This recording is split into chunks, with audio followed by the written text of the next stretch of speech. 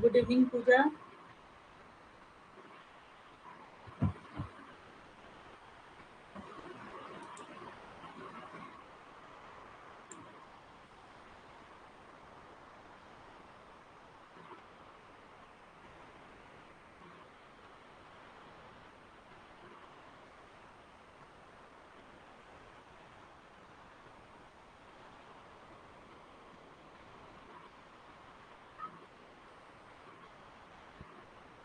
तो मॉर्निंग वाली क्लास जहाँ पे खत्म हुई थी वहीं से हम लोग क्लास स्टार्ट करते हैं। ओके, टाइप्स ऑफ रिसर्च हम लोगों ने पढ़ा था। ओके, तो वहीं से क्लास फिर से स्टार्ट करते हैं, एक बार रिपीट कर देते हैं।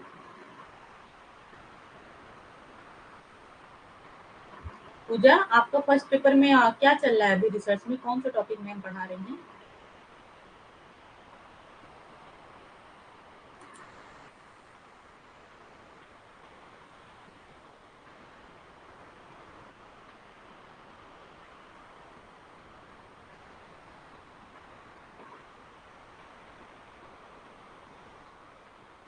गुड इवनिंग ज्योति।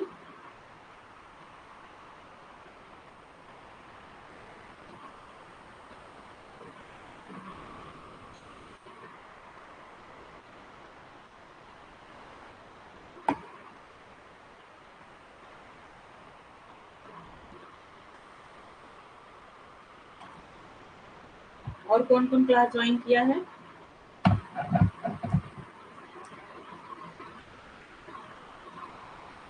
चलिए, अभी जो सुबह वाली क्लास हुई थी उसमें हम लोगों ने टाइप्स ऑफ रिसर्च पढ़ लिए थे, लेकिन फिर भी एक बार हम रिपीट कर देते हैं। ओके, तो जो टाइप्स ऑफ रिसर्च है, मेनली 3 तरीके की रिसर्च होती है। एक हमारी होती है,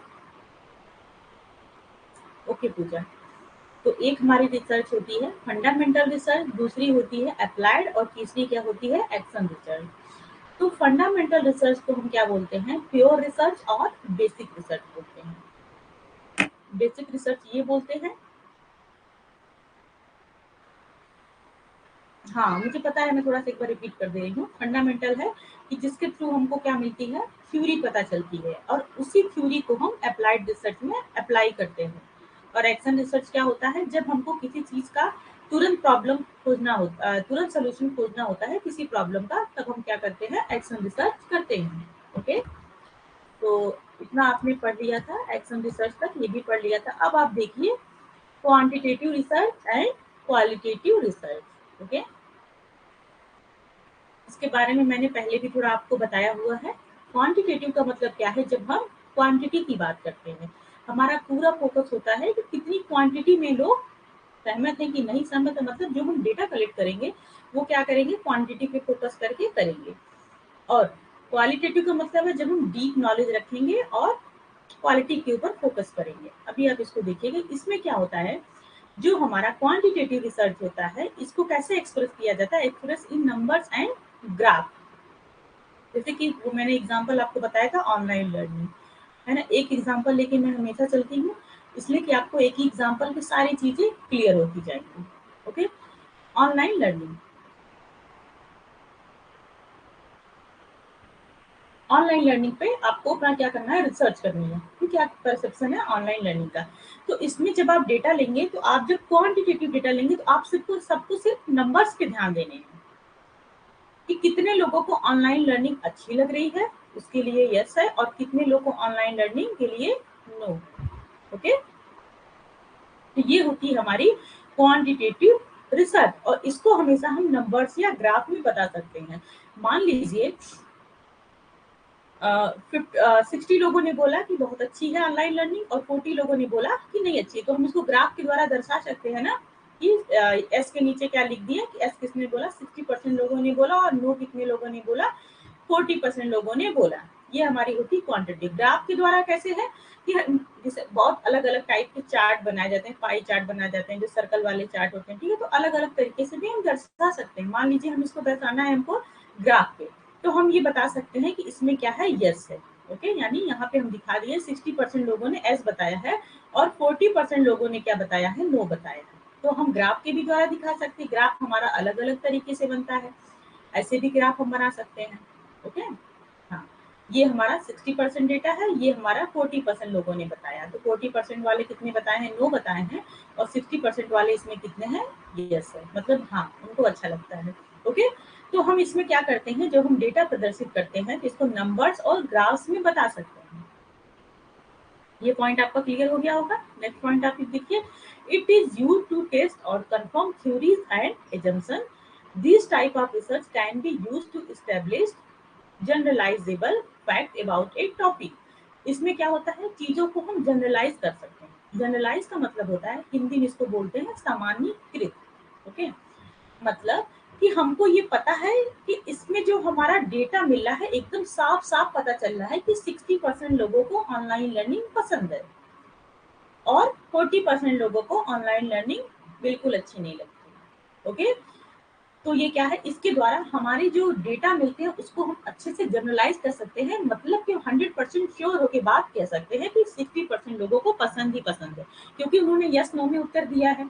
या फिर इस पे जो जो हम टूल्स बनाते हैं, क्वेश्चनायर जब अपना बनाते हैं तो अलग अलग तरीके से बताते हैं, वो मैं आगे बताऊंगी। यस नो टाइप भी आप बना सकते हैं, और भी बहुत सारे इसके मेथड, या फिर आप देखेंगे एग्री डिसएग्री, हार्डली डिसएग्री, है ना।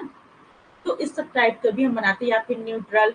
तो अलग अलग चीजें, या फिर हम एटीट्यूड स्केल बनाते हैं, सारी स्केल भी आपने सबको पढ़ाना है मुझे। तो अलग अलग टाइप से हम डेटा को अपने कलेक्ट करते हैं। फिर आप देखिए, common qualitative method include experiment, observation, record as number and survey with close ended question. सबसे इंपॉर्टेंट आपका क्या है अगर इसमें देखनी है, तो जो हम क्वालिटेटिव रिसर्च करते हैं तो इसमें क्या करते हैं, क्लोज इंडेड क्वेश्चंस को लेते हैं। ओके, अब आप देखिए कि क्लोज इंडेड क्वेश्चन क्या होता है और ओपन एंडेड क्वेश्चन क्या होता है। दो तरीके के आपके क्वेश्चन आते हैं, एक आपको होता है ओपन एंडेड, है ना, और दूसरा होता है क्लोज एंडेड, है ना। जब आप डेटा कलेक्ट करते हैं, डेटा का मतलब ये होता है कि जिसके ऊपर आप रिसर्च कर रहे हैं, मान लीजिए हम एडल्ट्स के ऊपर रिसर्च कर रहे हैं, तो आप क्या करेंगे, उनका परसेप्शन लेंगे, आप जाके उनसे पूछेंगे। ठीक है, या तो आप उनका सर्वे करके पता कर सकते हैं, आप उनसे डायरेक्ट इंटरव्यू ले सकते हैं, अलग अलग चीज मेथड का हम यूज करते हैं। तो अगर मान लीजिए आप उनसे इंटरव्यू ही लेके उनका डेटा कलेक्ट कर रहे हैं, मतलब उनकी बातों को आप नोट कर रहे हैं, सिंपल सा ये मतलब होता है डेटा कलेक्शन का। ओके, जो बार बार चीजें आ रही होंगी। हाँ, कि इसमें क्या नाम,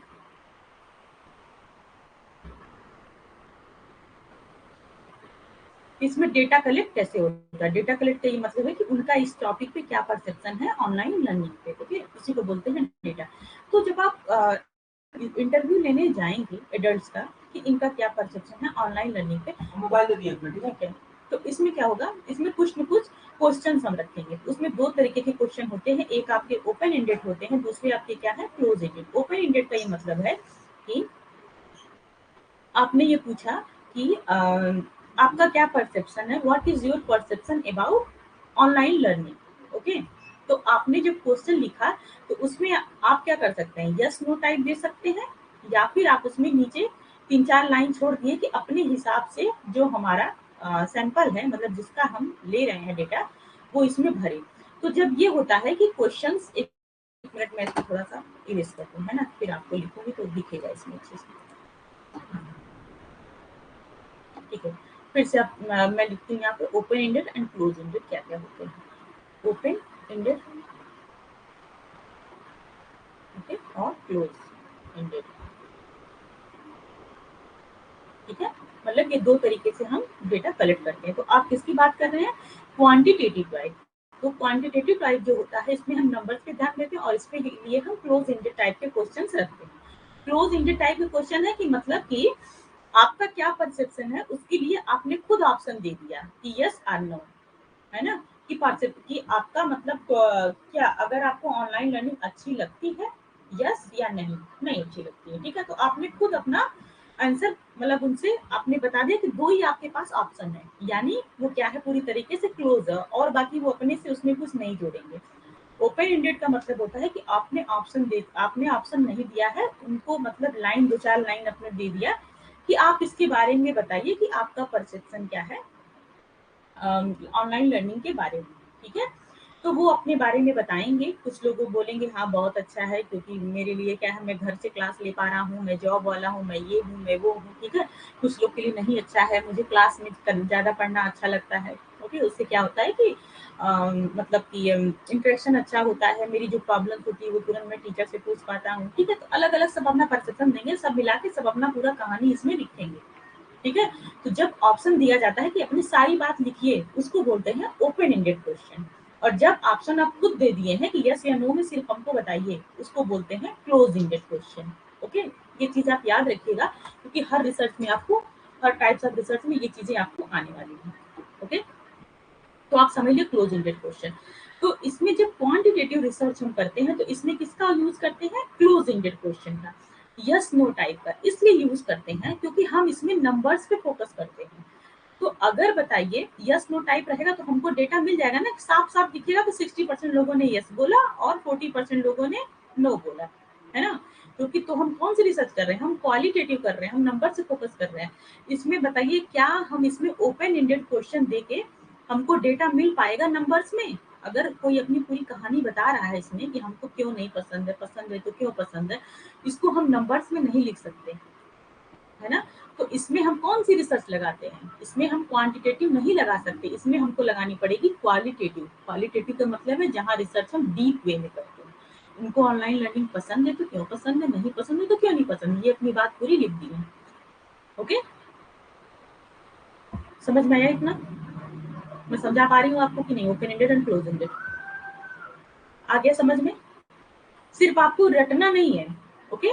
कि क्वांटिटेटिव में क्लोज एंडेड होता है, क्यों होता है आप इसको जानिए कि क्यों इसमें क्लोज एंडेड ही होता है, क्यों हम ओपन एंडेड नहीं दे सकते। आपको ये जानना जरूरी है, तभी आपको चीजें क्लियर होगी और याद हो पाएंगी, है ना? तब अगर एग्जाम में आप में आएगा तो आप अपने दिमाग से ट्रिक कर मतलब सही टिक कर देंगे, और नहीं तो रट्टा मार के जाएंगे तो वहां भूल जाएगा सब।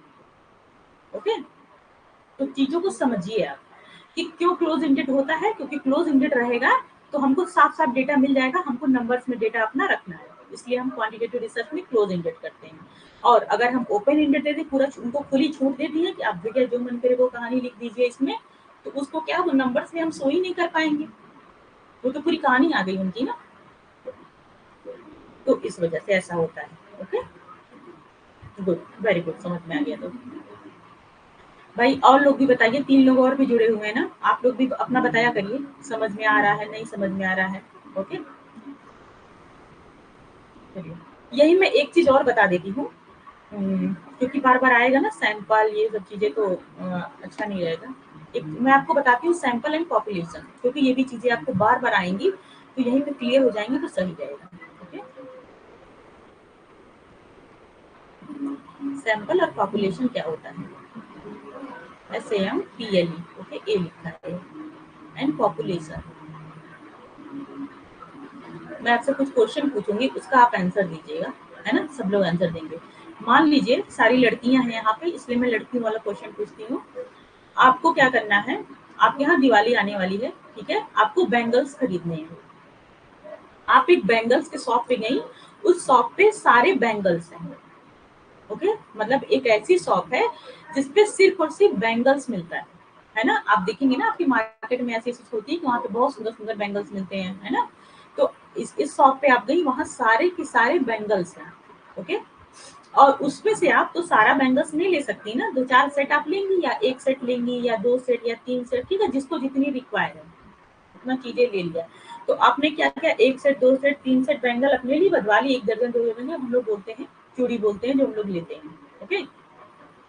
तो जो आपकी पूरे बैंगल्स हैं, है ना? एक शॉप में जितने बैंगल्स हैं वो आपके क्या होते हैं, वो आपके होते हैं पॉपुलेशन।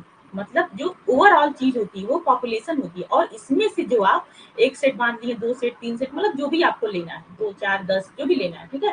तो ये आपका क्या होता है, सैंपल बोलते हैं, ठीक है? जब भी हम कोई रिसर्च करते हैं तो किसी न किसी एरिया पे करते हैं, ठीक है? हमारा रिसर्च क्या है, जैसे कि ऑनलाइन लर्निंग को ही हम ले लेते हैं कि आपके डिस्ट्रिक्ट के जितने भी यूथ हैं, मान लीजिए कि 14 से 18 साल के जितने भी बच्चे हैं उनको ऑनलाइन लर्निंग कैसी लग रही है ना? तो आपके डिस्ट्रिक्ट के जितने भी बच्चे हैं, वो आपके क्या हो गए? बताइए मुझे। आपके डिस्ट्रिक्ट के जितने भी बच्चे हैं वो क्या हो जाते हैं? वो सैंपल है या पॉपुलेशन है? ओवरऑल स्टूडेंट की मैं बात कर रही हूँ।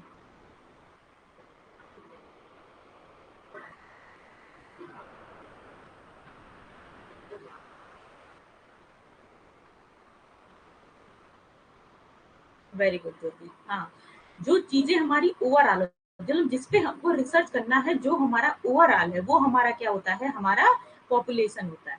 ओके। और सैंपल उसका क्या होगा? जिससे आप डेटा कलेक्ट कर पाएंगे, वो आपका क्या हो जाएगा? सैंपल हो जाएगा। ओके। तो दो चीजें आपका यहाँ पे हो गया। और बाकी चीजें आएंगी तो मैं बीच बीच में बता दूंगी, है ना। और बाकी चीजें तो कुछ चीजें आप लोग को बता ही दी हूँ मैं, ठीक है। अगर कुछ नया चीज आता है जो अभी तक मैंने एक्सप्लेन नहीं किया तो फिर आगे भी चीजें बताती रहूंगी, है ना। और अच्छा, एक चीज और होता है आपका वेरिएबल। ओके। वेरिएबल का क्या होता है? वेरिएबल्स मतलब कि कि हम जिसको हम देख रहे हैं, जिसके ऊपर हम अपना एक्सपेरिमेंट कर रहे हैं या फिर अपना जिस पे रिसर्च कर रहे हैं। ओके। हमेशा दो वेरिएबल्स होते हैं, दो या दो से अधिक भी कभी कभी होते हैं। ओके। लेकिन दो वेरिएबल्स होना, उसी में हम क्या है, कॉज और इफेक्ट देखते हैं, और बाकी चीजें इसमें होती हैं। ओके। तो मतलब कि जैसे कि इसका जो सिंपल सा एग्जांपल है कि अभी जो मैंने एग्जांपल आपको बताया कि ऑनलाइन लर्निंग का क्या इफेक्ट है यूथ के ऊपर, ठीक है। तो इसमें क्या है, इसमें दो तरीके के वेरिएबल हैं। एक इसमें क्या हो गया, यूथ हो गया, और दूसरा कौन हो गया? Online learning. Okay. Online learning का यूथ के ऊपर क्या इफेक्ट पड़ रहा है? तो इसमें कितने वेरिएबल, मतलब दो, मतलब वेरिएबल्स का आप याद रखिए ट्रिक से कि वेरी करना, जो एक दूसरे को वेरी करेंगे, मतलब एक दूसरे के ऊपर जो निर्भर है। ओके। यूथ है तभी ऑनलाइन लर्निंग हो रही है, ऑनलाइन लर्निंग हो रही है तो वो किसके लिए हो रही है? यूथ के लिए हो रही है। तो ये वेरिएबल्स पहचानने का तरीका होता है। ओके। हाँ, और भी होते हैं, मॉडरेट होते हैं, इंटरवेंशन वेरिएबल होते हैं, डिपेंडेंट, इंडिपेंडेंट, अभी मैं बताऊंगी आपको, ठीक है। बहुत सारे वेरिएबल्स हैं आपके। तो अभी क्या है, अब अभी सिंपल सा वेरिएबल समझ में आ गया सबको? विज्ञान पढ़ चुके हैं ना?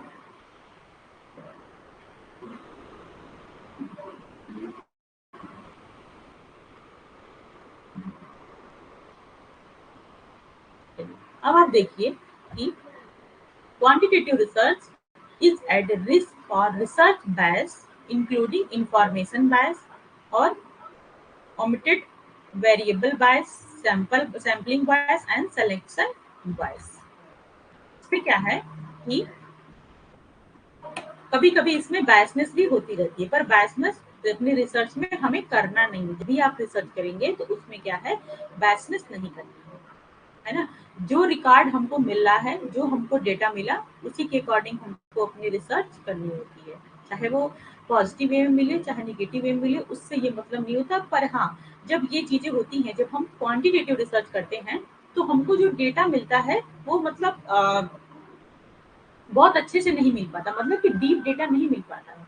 तो उसमें जो रिसर्च होती है वो थोड़ी सी इस तरफ जा सकती है कि ये रिसर्च क्या है, बायस तरीके जा रही है, ठीक है। बायस का मतलब है कि पक्षपात इसमें हो रहा है। ओके। कभी कभी क्या होता है कि आप डेटा जिससे कलेक्ट कर रहे हैं तो किसी किसी कंडीशन में उनके लिए अच्छी हो, फिर भी उन्होंने बोल दिया कि नहीं, बहुत अच्छी नहीं है ना। क्योंकि दिमाग में बहुत सारी चीजें चलती रहती हैं, तो किसी चीज के बारे में हम एकदम डायरेक्ट यस या नो नहीं कह सकते। मात्रात्मक अनुसंधान संख्या और ग्राफ के रूप में प्रदर्शित किया जा सकता है। जैसे मैंने बताया कि इसको संख्या के रूप में भी प्रदर्शित करते हैं और ग्राफ वगैरह के रूप में भी कर सकते हैं, चार्ट वगैरह बना के। ओके? और इसका उपयोग सिद्धांतों और मान्यताओं का परीक्षण या पुष्टि करने के लिए किया जाता है। इस प्रकार के शोध का उपयोग किसी विषय के बारे में सामान्य तथ्यों को स्थापित करने के लिए किया जाता है। सिंपल चीजें ही इसमें भी है। सामान्य मात्रात्मक विधियों में प्रयोग संख्याओं के रूप में रिकॉर्ड किए गए अवलोकन, सीमित प्रश्नों वाले सर्वेक्षण शामिल है। जो सीमित प्रश्न है यानी कि क्लोज एंडेड क्वेश्चन के थ्रू हम इसमें करते हैं।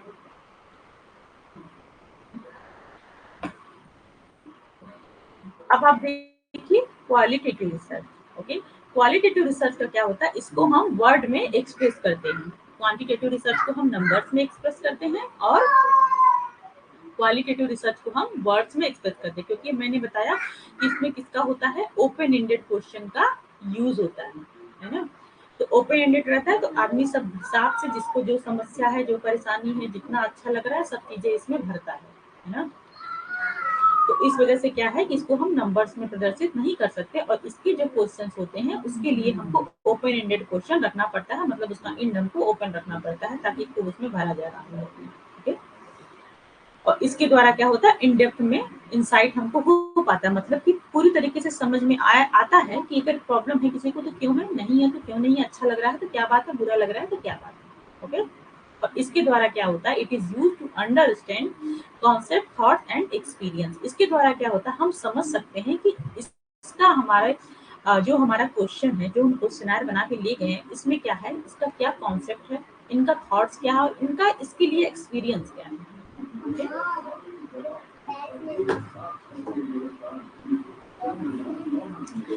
Common qualitative method include interview with open-ended questions.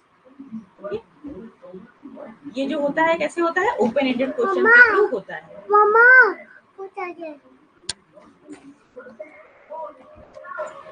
Door close करो। ऑब्जर्वेशन डिस्क्राइब्ड इन वर्ड, क्या करते हैं, वर्ड में डिस्क्राइब करते हैं। And literature review that explore concept and the theories, और लिटरेचर रिव्यूज के थ्रू क्या होता है, चीजों को ज्यादा हम एक्सप्लोर करते हैं, तो इतना उसमें ये मतलब नहीं है लिटरेचर रिव्यूज का। अब आप देखिए यहाँ पे आपका दोनों का कंपेयर करके बताया गया है, क्वांटिटेटिव एंड क्वालिटेटिव। इतना भी याद रखेगा तो भी आपका काम हो जाएगा। क्वांटिटेटिव का क्या मतलब, इसमें जो हमारा डेटा होता है वो क्या होता है, स्ट्रक्चर्ड होता है, यानी हम ग्राफ के द्वारा चीजों को दर्शा सकते हैं कि कितने परसेंट लोगों का स्ट्रांगली एग्री है, कितने परसेंट लोग सिर्फ एग्री हैं, कितने परसेंट लोग न्यूट्रल हैं। ओके, तो हम ग्राफ के द्वारा बता पा रहे हैं। और क्वालिटेटिव में क्या हो गया, वर्ड्स में जब हमको डेटा मिलता है तो हम ये नहीं, परसेंटेज जो हमारा है, जो हमारा जनरलाइजेशन होता है वो हम अच्छे से जनरलाइज नहीं कर पाते। जब इसमें जब हम क्वालिटेटिव टाइप की रिसर्च करते हैं, तो मान लीजिए आपने 100 लोगों से ऑनलाइन लर्निंग का परसेप्शन लिया, ठीक है, 100% ही सिर्फ 100 लोगों का, तो 100 लोगों ने उसके बारे में अपना अपना लिखा। तो आपके माइंड में क्वेश्चन आता होगा कि फिर हम जब उसका डेटा का जनरलाइजेशन करेंगे, इंटरप्रिटेशन करेंगे, तो कैसे, क्या 100 लोगों की बात हम अपनी थीसिस में लिख सकते हैं?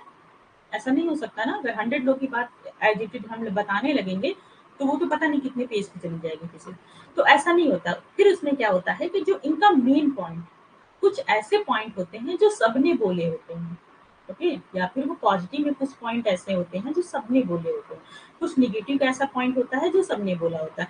तो सिर्फ हम जो उसका कॉमन पॉइंट होते हैं सबको पढ़ा जाता है। रिसर्चर क्या करेगा, 100 जो भी डेटा मिले, 100 डेटा को पढ़ना पड़ेगा और उसमें से छांटना पड़ेगा इसमें कॉमन पॉइंट क्या क्या मिल रहे हैं। मान लीजिए पॉजिटिव वे में आपको 10-15-20 पॉइंट खोजना है, निगेटिव वे का भी आपको 10-15-20 पॉइंट खोजना है, या फिर न्यूट्रल है तो उसका भी खोजना है। तो जिस हिसाब से आपको डेटा मिलता है तो ये सब चीजें करनी पड़ती है। 20-20 पॉइंट लेके आप अपनी थीसिस में चीज को लिखते हैं और बताते हैं कि हमको ये फाइंडिंग्स मतलब मिली है हमको, ठीक, डेटा हमको क्या क्या हिसाब से हम उसके बाद जनरलाइजेशन हम किए हैं।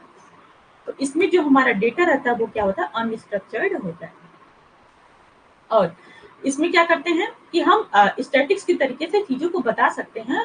अगर बताइए, अगर मेरे पास नंबर्स में डेटा है तो जो स्टैटिक्स का फॉर्मूला है, ठीक है, जैसे कि हम जेट टेस्ट, टी टेस्ट, इसमें जो टेस्ट जो आपके हैं स्टैटिक्स में है, वो वाले टेस्ट लगा के हम अपनी जो डेटा है उसको जनरलाइज करते हैं, या फिर हम उसको रीचेक भी कर सकते हैं कि जो हमको डेटा मिला है वो सही है कि नहीं। ओके, तो लेकिन जब हम क्वालिटेटिव रिसर्च करेंगे तो वो क्या होती है, वो तो हमें डेटा मिली नहीं है तो वो चेक करने में प्रॉब्लम होती है। सिर्फ एक समरी की तरह हम उसको पढ़ सकते हैं और समझ सकते हैं। इसमें क्या होता है, ऑब्जेक्टिव का कंक्लूजन होता है और ये क्या है, सब्जेक्टिव कंक्लूजन होता है। ऑब्जेक्टिव का यही मतलब होता है कि जो हमारा डेटा मिला है वो जितना मिला है हम उतने ही उसको बताएंगे। मतलब इसमें क्या है, ऑब्जेक्टिविटी है। और सब्जेक्टिविटी का मतलब है अगर हो सकता है जितने 100 लोग हमको मिले हैं वो किसी क्षेत्र से हैं जहां से मैंने 100 लिया है, अगर वो लोग बदल जाएं, ओके, अगर वो जो मेरे सैंपल है, अगर हम सैंपल अपना बदल के कहीं और के 100 लोगों से ले लिए, या फिर जिससे डेटा कलेक्ट हुआ वो ना हो, कोई किसी और से लिए हो, तो हो सकता है उसका आंसर दूसरा होगा। हो सकता है क्या मतलब होता है, ये हर आदमी का परसेप्शन क्या है, अलग अलग होता है। तो इसलिए इसको बोला गया है कि इसका जो कंफ्यूजन निकलता है वो क्या होता है, सब्जेक्टिविटी होता है इसके अंदर। मतलब बदलता रहता है, ये डिपेंड कर रहा है कि आप किससे डेटा कलेक्ट किए, मतलब आपका सैंपल कौन है। और क्वांटिटेटिव क्या होती है, हमेशा ऑब्जेक्टिव होती है, मतलब एस नो टाइप में होती है, मतलब क्लियर कट एक तरीके से होता है। इसमें क्या होता है, हम सर्वे कर सकते हैं, एक्सपेरिमेंट कर सकते हैं। एंड क्वालिटेटिव में हम क्या करते हैं, इंटरव्यू के थ्रू या फिर फोकस्ड ग्रुप, किसी स्पेशल ग्रुप को उठा के किसी उसी को फोकस करके हम उसके बारे में डीप नॉलेज लिए जाते हैं। और भी चीजें इसमें क्या क्या है, जो क्वालिटेटिव रिसर्च होती है इसमें चीजों को ज्यादा एक्सप्लोर कर सकते हैं, डीप में नॉलेज ले सकते हैं और चीजों को अच्छे से समझ सकते हैं। और क्वांटिटेटिव में क्या होता है, हम क्वांटिटी पे फोकस करते हैं। और ये क्या होती है, वैध होती है, वैलिडिएट होती है, कि मतलब जितने लोगों ने हाँ बोला ठीक है, जितने लोगों ने बोला ही बोला है। और मेक डिसीजन, इसमें क्या होता है, इसके थ्रू हम डिसीजन ले पाते हैं कि हाँ 60% लोगों को पसंद है भाई। ठीक है, तो ये क्या है, दोनों का इसका एग्जाम्पल्स है। क्वालिटेटिव और क्वांटिटी आपको हरदम आएगा, आगे भी आएगा। तो इतना समझ में आ गया आपको।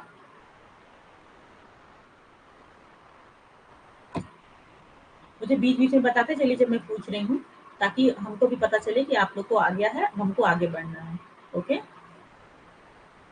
Qualitative method and quantitative method.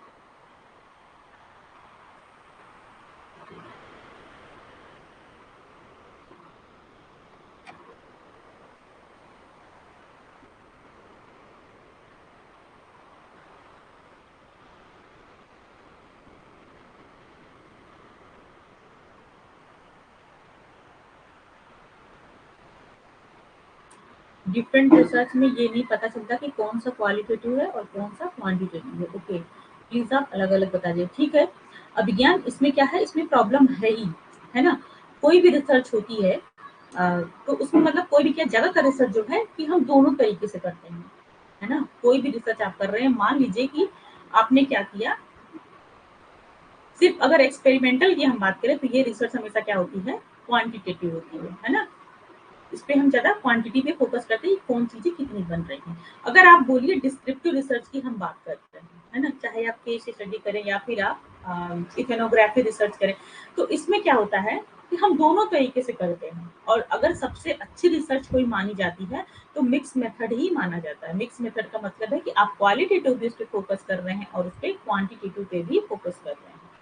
तो रिसर्च की ये क्वालिटी है कि आप उसमें कोई भी रिसर्च कर सकते हैं, लेकिन कुछ कुछ रिसर्च ऐसी है जो सिर्फ और सिर्फ क्वांटिटेटिव ही होती है। ओके, तो मैं आपको बताती चलूंगी।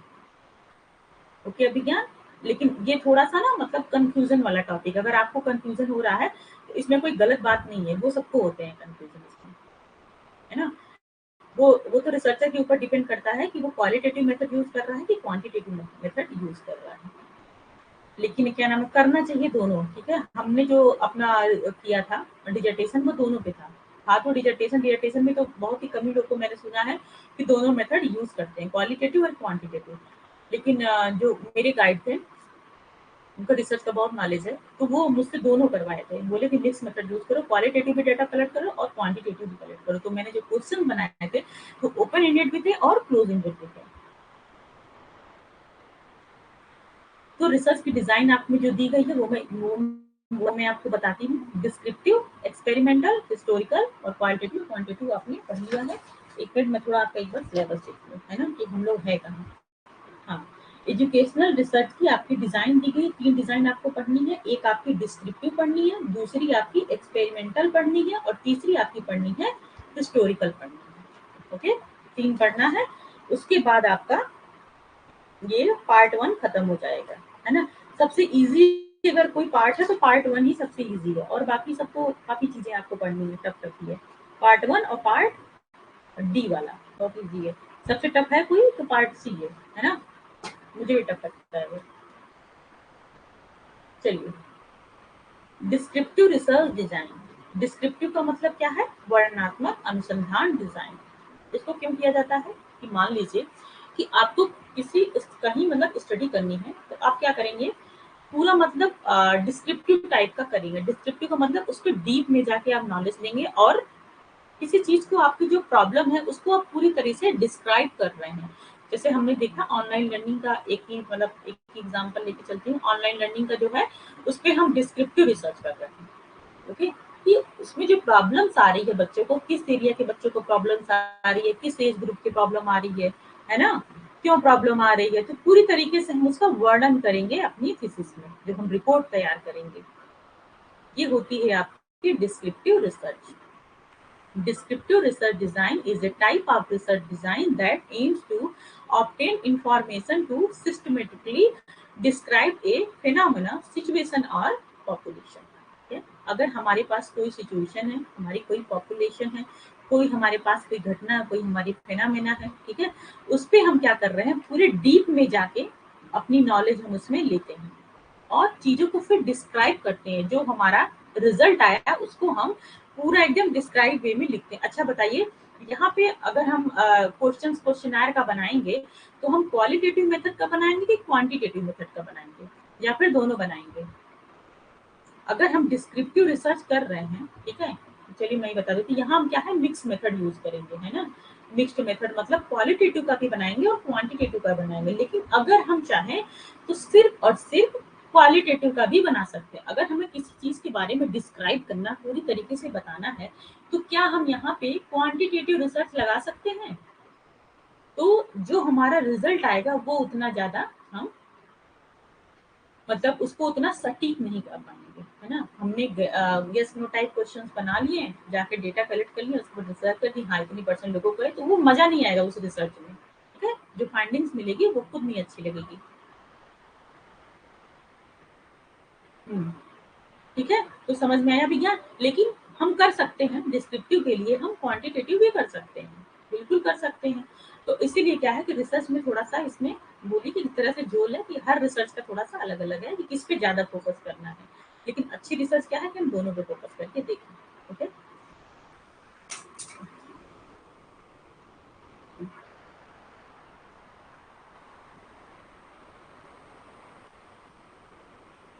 it help answer the what, when, where and how questions regarding the research problem rather than the why, है ना। इसमें किस किस क्वेश्चंस का हमको आंसर मिलता है कि ऑनलाइन लर्निंग क्या है, कब होती है, कहाँ होती है, कैसे होती है, ठीक है।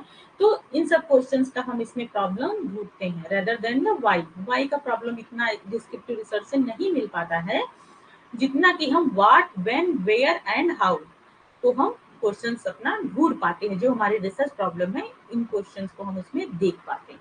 ओके, तो ये भी याद करेगा, आपसे ऐसे भी क्वेश्चन पूछा जाता है कि कौन सी ऐसी रिसर्च है जिसमें वाई का हमको मतलब वाई की प्रॉब्लम नहीं मिलती है, तो आप बताएंगे डिस्क्रिप्टिव रिसर्च। ओके, या फिर पूछ सकता है कि what, when, where and how questions का कहाँ पे हमको प्रॉब्लम, अपनी जो रिसर्च प्रॉब्लम है उसका आंसर हमको किसमें मिलता है, तो वो होता है हमारा descriptive research design.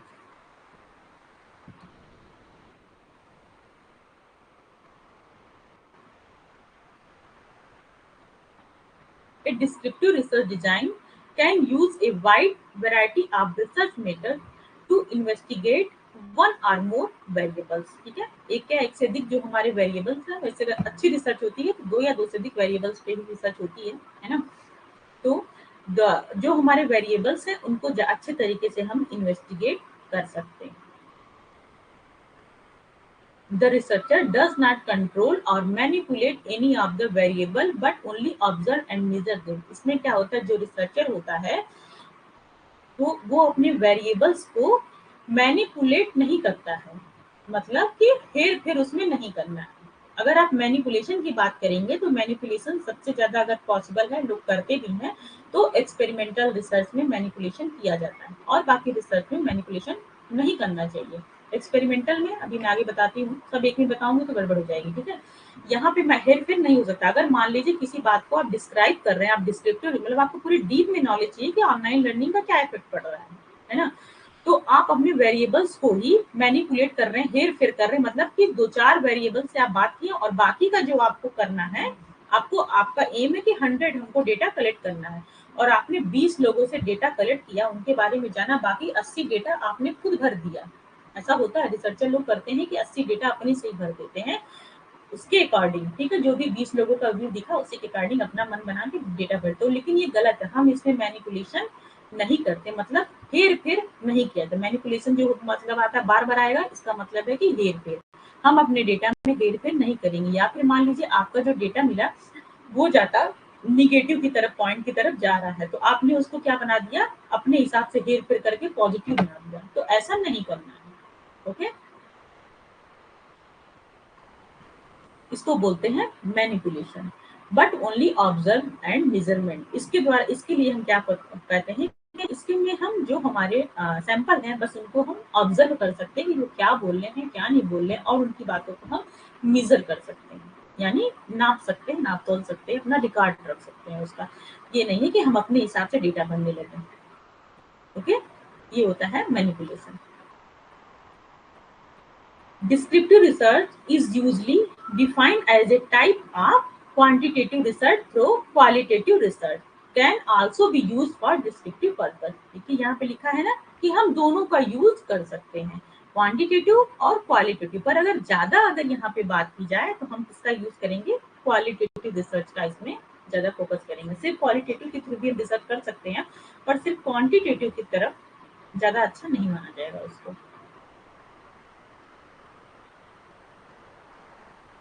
The research design should be carefully developed to ensure that the results are valid or reliable। ठीक है, रिसर्च डिजाइन को क्या है कि केयरफुल तरीके से हमको क्या करना है, डेवलप करना है, ताकि जो हमारा रिजल्ट आए वो क्या हो सके, वैलिड हो सके, है ना, वैध हो सके, और उसकी रिलायबिलिटी भी हो सके, ठीक है, विश्वसनीय हो सके। ओके, पॉइंट क्लियर है सबको?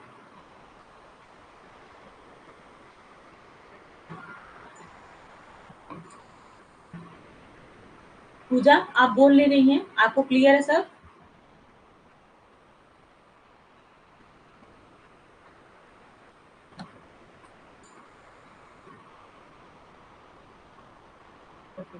एक वर्णनात्मक अनुसंधान डिजाइन एक या अधिक चरों की जांच के लिए विभिन्न प्रकार की अनुसंधान विधियों का उपयोग करता है। ठीक है? शोधकर्ता किसी भी चर को नियंत्रित या हेर फेर नहीं करेगा। जो हमारे चर हैं, वेरिएबल्स को हिंदी में बोलते हैं चर, जो हमारे चर हैं वो क्या है, उनको हमको नियंत्रित नहीं करना, मतलब कंट्रोल नहीं करना कि कौन क्या बोलेगा, है ना। नहीं तो हम लोग डेटा कलेक्शन करने गए और वहीं हड़का दिए कि सबको ऑनलाइन लर्निंग के लिए ऐसे ही बोलना है, कोई नो नहीं बोलेगा, है ना। तो ये सब नहीं करना है, अपने वेरिएबल्स को हमको कंट्रोल नहीं करना है, उसमें कोई हेर फेर नहीं करना है, ताकि हमारा जो रिजल्ट आए वो क्या हो सके, वैलिड हो सके, रिलायबल हो सके।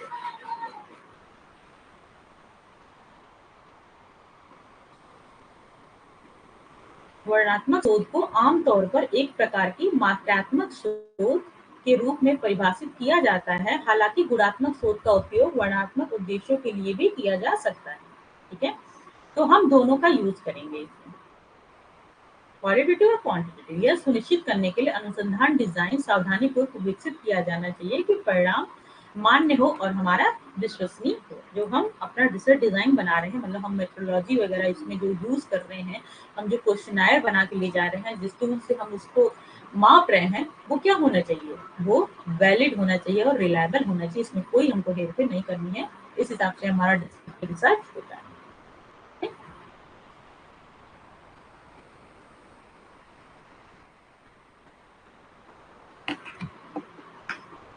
चलिए, एक रिसर्च डिजाइन आपकी खत्म हुई, अब हम लोग दूसरे पे चलते हैं, एक्सपेरिमेंटल, है ना। इसको हम लोग बोलते हैं कॉज एंड इफेक्ट टाइप। इसका दूसरा भी नाम है कॉज एंड इफेक्ट, मतलब एक कारण होता है, दूसरा उसका इफेक्ट होता है।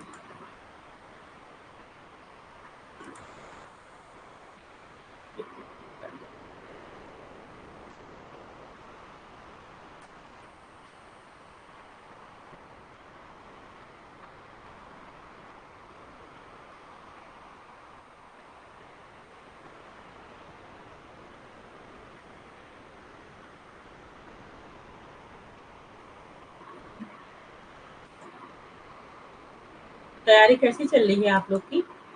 नोट्स बन रहे हैं कि नहीं आप लोग के? अभी मैं रिसर्च के नोट्स आपको नहीं डाली हूँ, रिसर्च के नोट्स में डाल दूंगी।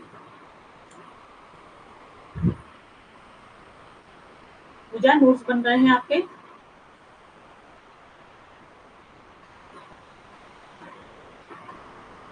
अभिज्ञान इस बार आपका क्या चल रहा है? पिछली बार आप अच्छे से नोट्स नहीं बनाए तो इस बार क्या है?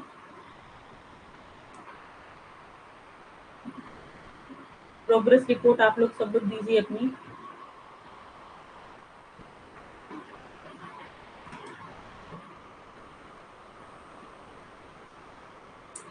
चलिए अब हम लोग नया पढ़ेंगे एक्सपेरिमेंटल। हाँ नोट्स बना रहे हैं। ओके अभिज्ञान आपका क्या चल रहा है? टाइम में मिल रहा है आपको?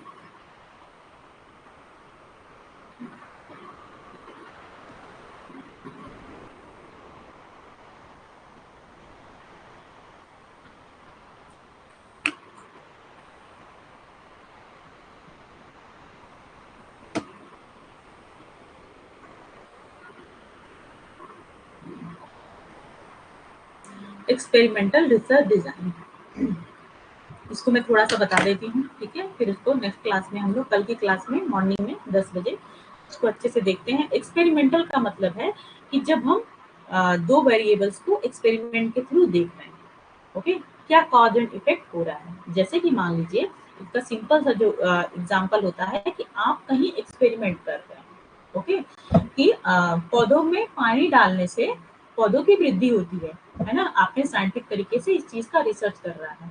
तो इसमें क्या, इसमें दो वेरिएबल्स हैं। आपका एक वेरिएबल से क्या है, पौधों की जो वृद्धि हो रही है, और दूसरा जो आप पानी दे रहे हैं, ओके। इसमें क्या होता है, एक आपका डिपेंडेंट वेरिएबल होता है और एक आपका इंडिपेंडेंट वेरिएबल होता है।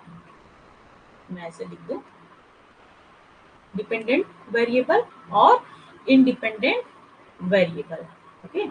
डिपेंडेंट का मतलब होता है आश्रित चर, और इंडिपेंडेंट वेरिएबल का मतलब होता है जो उसका हिंदी में भूल गई क्या होता है ना? उसका हिंदी आगे होगा।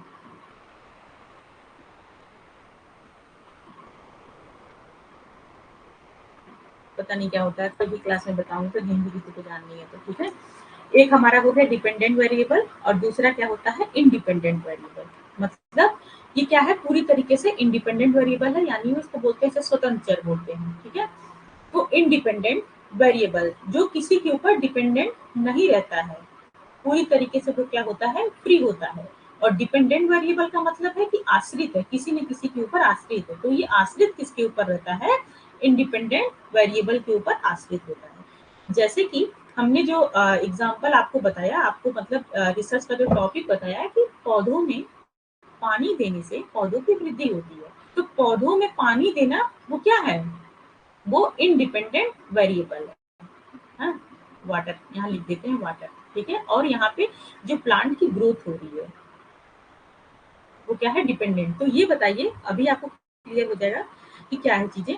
पानी देना वो क्या है, इंडिपेंडेंट वेरिएबल है, मतलब ये किसी के ऊपर आश्रित नहीं है। लेकिन आपका जो ग्रोथ हो रही है पौधों की, वो किसके ऊपर आश्रित है, वो डिपेंड करती है पानी की मात्रा पे। अगर पानी नहीं दिया जाएगा तो क्या पौधों की जो ग्रोथ है वो होगी, वो नहीं होगी। इसलिए हमारा जो वेरिएबल पहचानना सीखिए कि कौन सा इंडिपेंडेंट वेरिएबल होता है, कौन सा डिपेंडेंट वेरिएबल होता है। डिपेंडेंट मतलब आश्रित है, वो किसके ऊपर आश्रित है, पानी के ऊपर आश्रित है, ठीक है।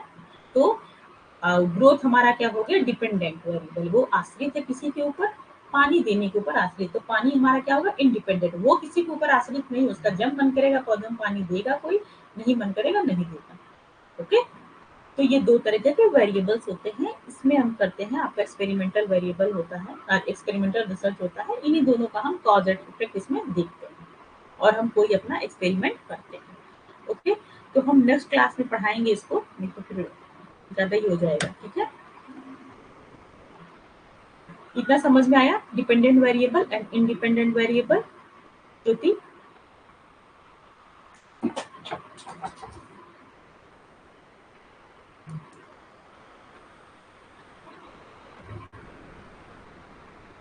ओके, ठीक है। इसके साइड या तो आप ऐसा कर सकती हैं कि आप लोग नोट्स वगैरह भी बनाते चलिए साथ साथ में, ताकि चीजें क्लियर हो। या फिर नोट्स नहीं बना रही तो बाद में एक बार वीडियो देखिएगा तो ज्यादा क्लियर हो जाएगा, है ना? नोट्स लेकिन इसका जरूर बनाइएगा, ओके। चलिए, तो फिर आज की क्लास में खत्म करती हूँ, फिर मिलती हूँ कल।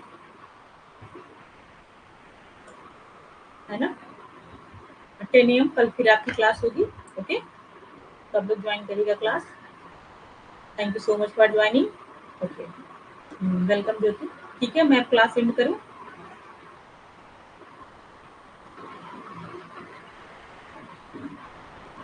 Okay Vigyan. Okay, bye bye.